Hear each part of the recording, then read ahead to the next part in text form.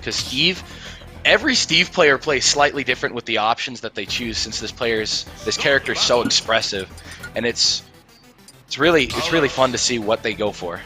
Oh, sorry, this is an Alex player, not a Steve player. Alex player, there you go.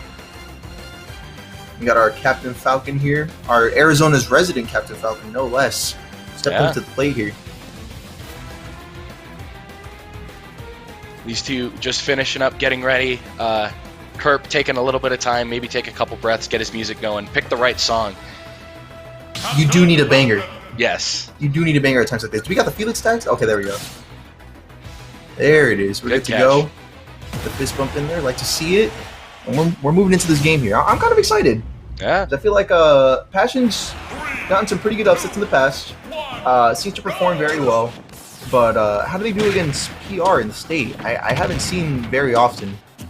Save for I think a set against Schroeder, I feel like I remember, but this should be interesting to watch. That'd be an interesting. I think I missed that set. That was a good couple of months ago. And I think that's the only set that I've commentated for Passion here. But we see. Okay, we got an up air string right out the gate. Yeah, we see Passion's currently out of iron, so the Anvil and the minecart are offline at the moment. Yeah, they are out of stock at the moment here, but there are other options available to Passion, but whether or not CURP is able to punish those successfully or not, so far we are, but I don't know, Passion likely has a couple... Ooh. I'm going to say, hopefully they have a couple tricks up their sleeve, because this is a very good advantage state for CURP, and I know CURP's not just going to let that run away for free. Yeah, CURP seems to just... Once he gets in Passion's face, he's doing his best to just stay there, not give Steve the time to mine or get back on stage and start setting up. Because once Steve starts to do that, it's oof. Oh, oof! And what was once an insane stock advantage is now only 43%. As a well-spaced forwarder is closing on stock number 1 here for CURP. Great play there. I like that. Passion coming back like, oh, you spiked me up. My turn now. I get to spike you. I got one of those too. Actually, I think, yeah, Steve has more spikes available to them than Captain Falcon does, actually. Ooh, but they don't have spike. But I want to see a Steve main pull out of that right there.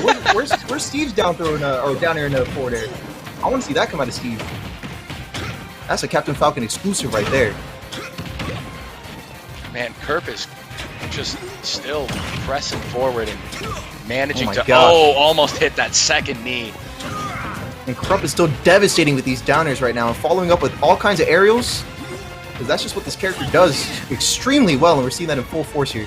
But Steve going ahead with these fair strings, trying to drag the opponent all the way across the stage, just building up that percent. But without iron, his disadvantage state's pretty poor. Pretty poor at disadvantage, so you're definitely right on that. And I mean, CURP is just following up on everything he needs to be doing right now to just take this one-stock lead and just take it for miles. Good tag. Successful tag, yeah. Successful tag on Passion. They're keeping them in the game, but for how much longer? Because CURP is not planning on letting up here. And up throw.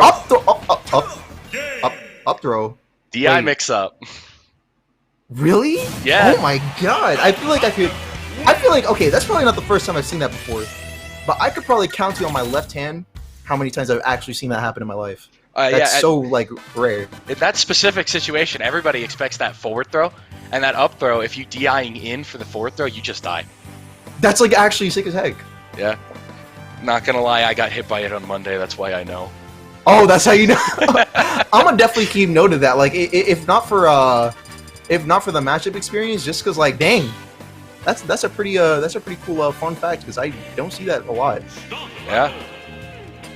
Good awareness from CURP though, recognizing that I think it was at 160 he got that grab, that up throw was well within range to kill.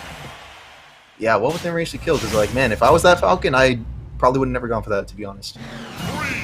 Going into the second game, we see an FD pick coming out from Passion. Maybe he'll get a little bit more. Yep. We see a little bit more Steve shenanigans. This is the definitive stage for Steve, I feel like.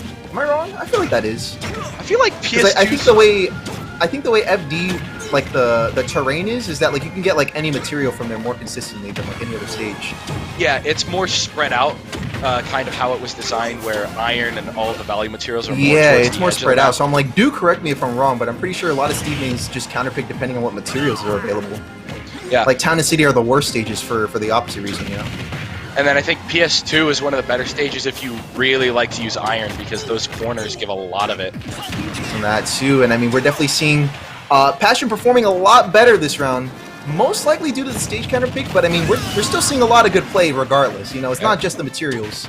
Managing to get that stock lead at the moment. Yeah, it's the content of the player right now. We're definitely seeing them pulling out a stock lead right now, but for how long? Yeah, because CURP's, I mean, don't forget, we're up against CURP right now. CURP's doing everything he can right now to not get punished and end up closing out the stock. 156 on Passion right now. I think another strong hit from Falcon. Like, y'all, weak hit back air, apparently not going to take it. Yeah, like you said, it's going to have to be a strong hit. And down air! Almost seemed like it went through the platform. Probably was a 2-frame though, but dang. Was that one way to close out stock number 1 here? Pretty strong way to start building up that momentum once again, trying to maybe bring back what he was getting from game 1. Yeah, trying to retain that momentum here, because it seems like games are definitely a lot more in Passion's favor this time around. Not just like, I want to say it was like constant disadvantage state, but it was definitely like, oof, it was pertinent, and we're seeing that come back in full force now, because 70%, that's still quite a bit of work to do here. CURP's starting to feel himself a little bit with that knee. That's not, I'm pretty sure that's not entirely true, but man, did it work there. Yeah, and I mean, Passion's definitely going to have to learn to play around with these aerials a little bit more, because CURP wants to land them. We're seeing a back air, an attempted a nair follow-up. Not quite going to hit its mark, though, just yet. Back air? Part 2? No, none yet. Oh my god, stumped! But able to stomp that Elytra recovery angle, and very, very convincing from CURP right there. Recognizing what he needed to do to bring back what